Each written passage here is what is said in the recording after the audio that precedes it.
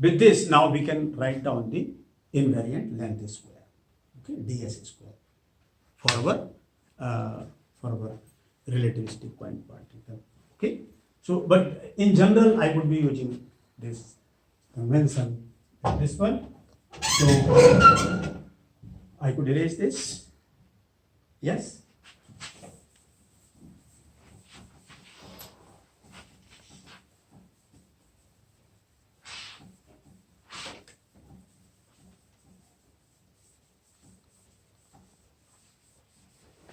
We only need to worry about what the metric tensor we have chosen. That's it. The rest of the things follow immediately. Okay. Fine. So, all right. Now, let us write down the, and this is always to be taken like that because these are infinitesimal quantities. So this is square of this square, they could be identified with each other. Okay. So now for ds square, g mu nu or eta mu nu. Right now I am having only one matrix, so I could let me write eta mu nu. It is same as the g mu nu at the moment. Okay. So this dx mu, and here I can use minus dx mu, and this then I could expand. So minus dx0, or not minus, oh minus, yes, minus is here. So this, let me put it like this, and let me put it like this. Okay, so I put minus 1 here, I put minus 1 here. Okay, this is my minus 1. Okay, I will explain to you what it is. So dx0, now dx1, dx2,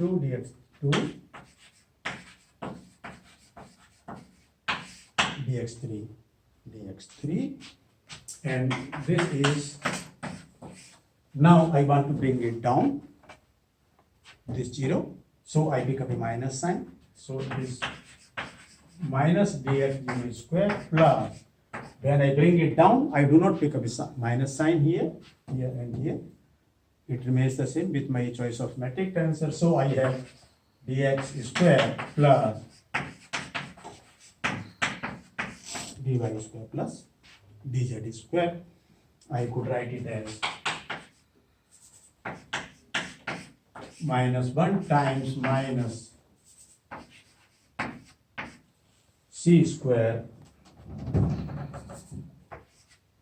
plus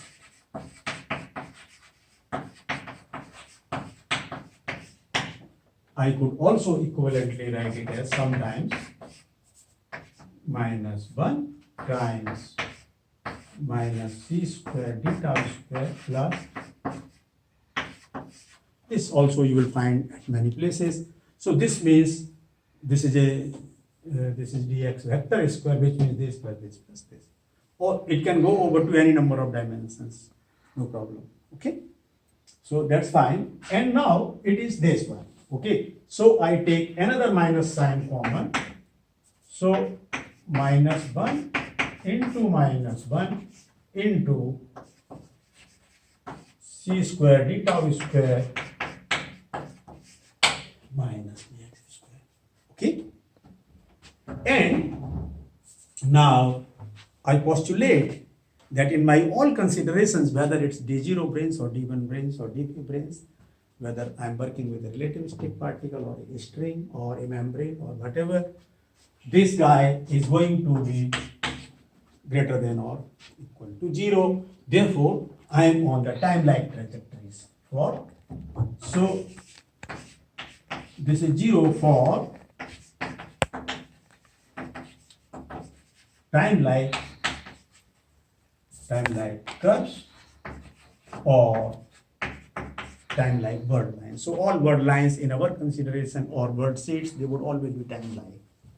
And here it will be very interesting to remark that if you consider the light cone description here, okay, so this is your forward light cone, backward light cone, and it is like this. So a signal can pass through the vertex from the backward light cone to the forward light cone. And here I have to redraw the diagram little more carefully. And the first thing we have to remember that so when you have this greater than 0, then you call them as time-like signals, okay, time-like curves, time-like word lines. But when it is less than 0, then they are space-like, okay. So this domain, and this domain is space-like.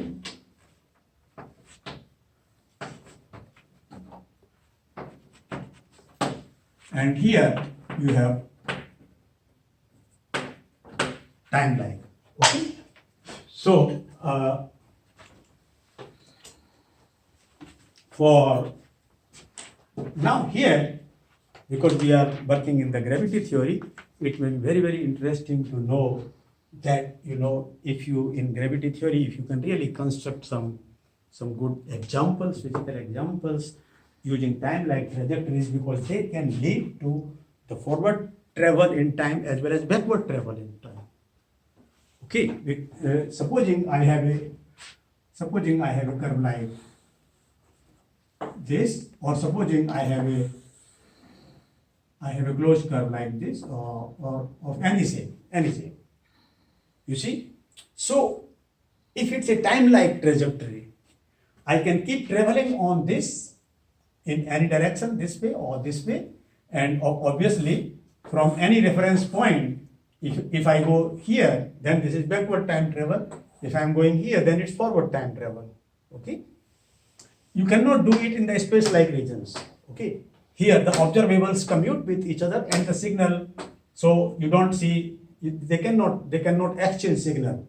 But here they could. Okay?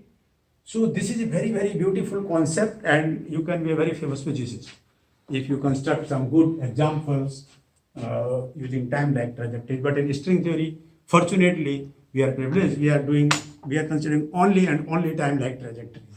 Whether it's a particle, whether it's a string or a membrane or whatever, we would always be considering time-like. All bird seeds would be time-like. Okay, no space-like. Is this all right? Good.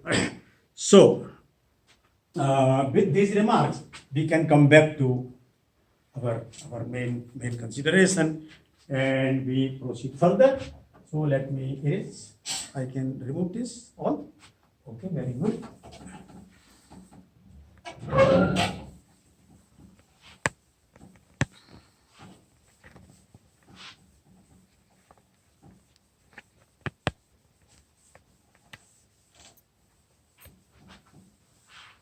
Okay, so I now get back to my action of the relativistic point particle. Okay, my most favorite example for string theory is again this.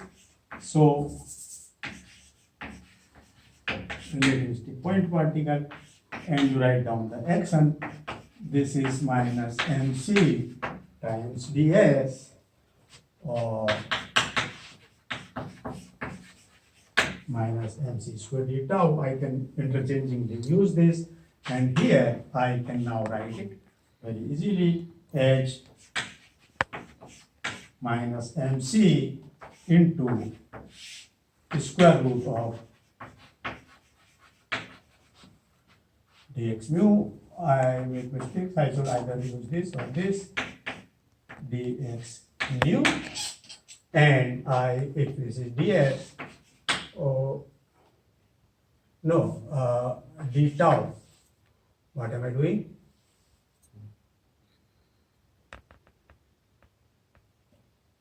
No, this is my ds. This is my ds. Sorry. All right. Okay. This is my ds. Now what I can do is minus mc and minus eta mu nu.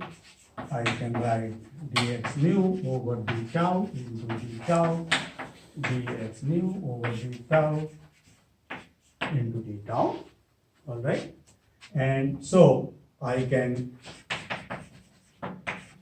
write as minus mc into square root of minus eta mu nu dx mu. If I okay, let it be like that, over d tau dx nu over d tau, and this and d tau square, so my d tau comes out. Okay, fine. And if I like, I can also write it as minus mc times square root of minus eta mu nu x mu dot d tau, or I can write it as minus mc